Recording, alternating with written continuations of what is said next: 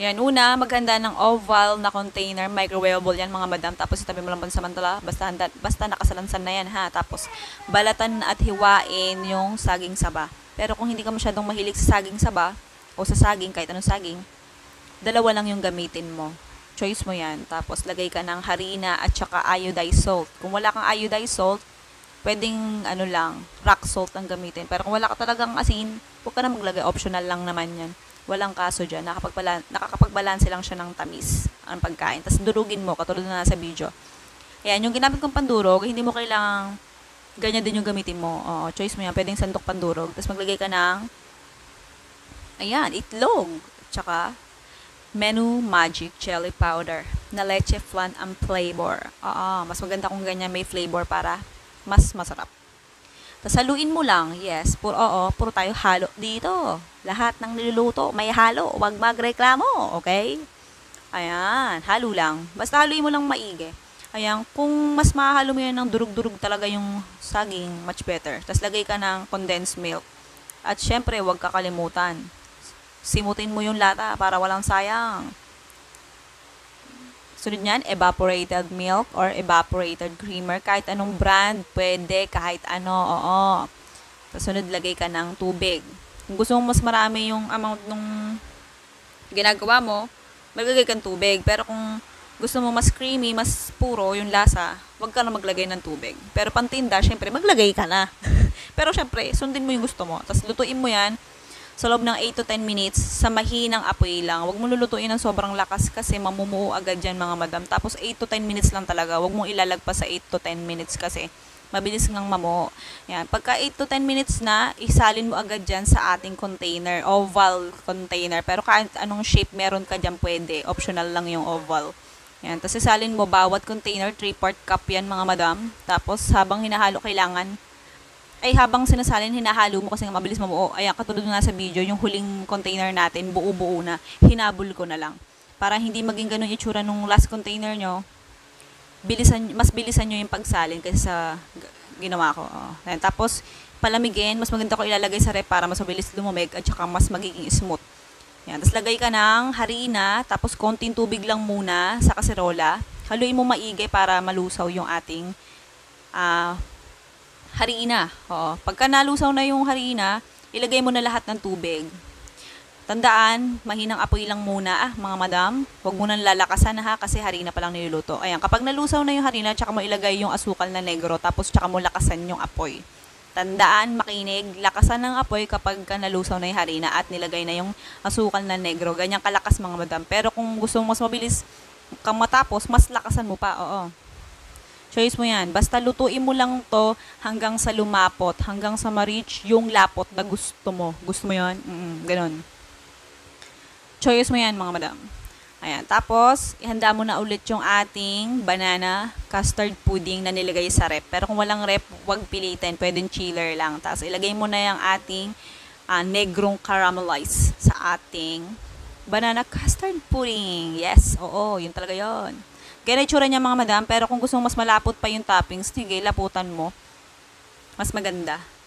Ayan, sa paglagay naman ng cheese, grated cheese mga madam, kinayod na cheese, 100 grams yung ginamit ko. Pero kung gusto mo mas marami, mas gusto mo mas lasang-lasa yung cheese, dagdagan mo syempre. Pero pagka mas malaki yung pinuhunan mo, huwag mo kong sisihin kasi dinagdagan mo nga yung cheese, di ba?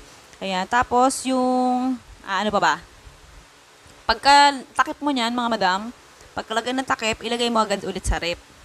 Huwag ka mag-alala, hindi masisira yan kahit na mainitin pa yung toppings kasi konti na lang naman yung toppings, manipis lang naman kaya okay lang yan, walang kaso doon. Lagay mo sa rep, hindi masisira yung rep mo mga madam. Yan. Pwede mo siyang i-rep kahit mga 2 hours lang basta maging smooth lang siya. Kasi pag nilagay kasi yan sa rep, mas nagiging smooth yung texture niya. Mas masarap. Ayan. Sa mga kumakain ng saging pero hindi masyadong bet yung texture ng saging. Pwedeng 2 piraso lang yung ilagay mo basta magkaroon ka lang, malasahan mo lang ng konti yung saging. Pwedeng 1 piraso lang basta choice mo nga, 'di ba? Ayan. Pero syempre pag binawasan mo yung amount ng saging, mababawasan din yung amount ng magagawa mo. Pwedeng 6 pieces na lang magawa mo, pero choice mo nga 'yun, 'di ba? Ayan, sa mga gustong itinda to, sa mga gustong subukan, sa mga gustong tikman, ayan na yung costing, yung listahan na recipe. Goodbye and good luck syempre. Yan, una, maganda ng oval na container, microwavable yan mga madam, tapos itabi mo lang pansamantala, basta nakasalansan na yan ha, tapos balatan at hiwain yung saging saba. Pero kung hindi ka masyadong mahilig sa saging saba, o sa saging, kahit anong saging, dalawa lang yung gamitin mo.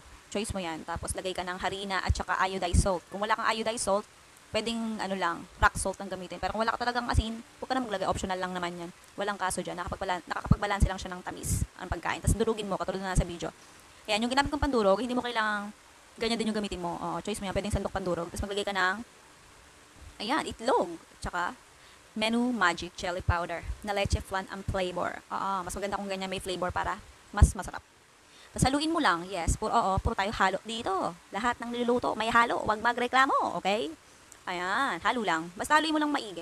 Ayan, kung mas mahalo mo yan ng durug-durug talaga yung saging, much better. Tapos lagay ka ng condensed milk. At syempre, huwag kakalimutan. Simutin mo yung lata para walang sayang. Sunod niyan, evaporated milk or evaporated creamer. Kahit anong brand, pwede, kahit ano, oo. Tapos sunod, lagay ka ng tubig.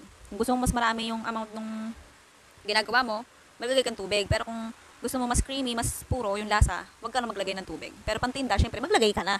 Pero syempre, sundin mo yung gusto mo. Tapos lutuin mo yan sa loob ng 8 to 10 minutes sa mahinang apoy lang. Huwag mo lulutuin ng sobrang lakas kasi mamumuo agad yan mga madam. Tapos 8 to 10 minutes lang talaga. Huwag mong ilalagpas sa 8 to 10 minutes kasi mabilis nang mamuo.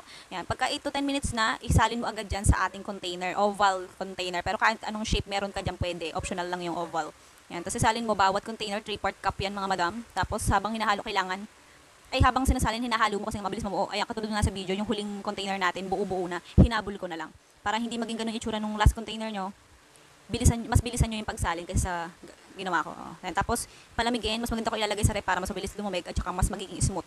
Yan. Tapos, lagay ka ng harina, tapos konting tubig lang muna sa kaserola. Haluin mo maigi para malusaw yung ating harina. Oh. Pagka nalusaw na yung harina, ilagay mo na lahat ng tubig.